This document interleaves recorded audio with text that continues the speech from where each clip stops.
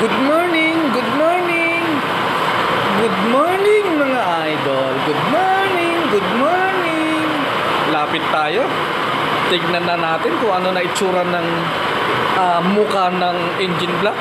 Yung kanyang surface. Ayan na po. Ayan na po ang itsura ng engine block.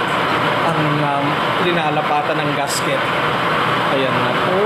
Ayan na po. Malapit nang matapos. Ayan po. Sinalang lang natin yan sa milling machine. Diyan lang po natin yan tinatabas. Diyan lang po natin yan kinakatam.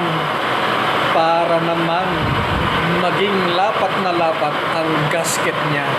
Para walang singaw.